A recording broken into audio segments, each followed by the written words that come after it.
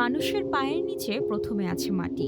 সেখান থেকে ক্রমাগত নিচের দিকে যেতে থাকলে একসময় পৌঁছে যাওয়া যাবে পৃথিবীর কেন্দ্রে। পৃথিবীর কেন্দ্র যে অত্যন্ত উত্তপ্ত এবং চরম পরিবেশের জায়গা তা অনেকেরই জানা।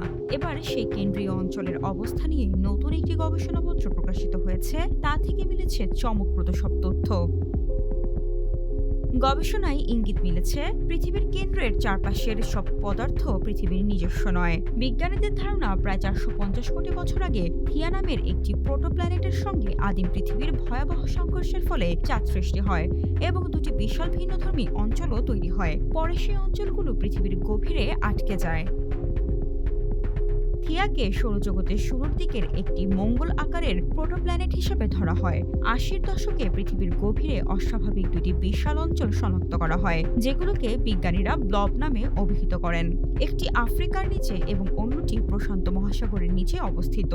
গবেষণায় ধারণা করা হচ্ছে এগুলো থিয়ার অবশিষ্টাংশ হতে পারে এবং পৃথিবীর কেন্দ্রের অন্যান্য উপাদান থেকে আলাদা।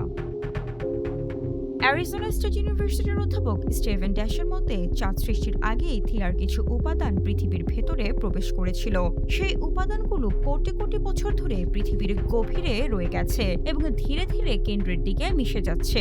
নতুন এই গবেষণায় ধারণা করা হচ্ছে থিয়ার অবশিষ্টাংশ এখনও পৃথিবীর কেন্দ্র ও ম্যান্টলের সীমানায় টিকে আছে, যা এ বিষয়ে প্রথমবারের মতো গুরুত্ব দিয়ে বিশ্লেষণ করা হয়েছে।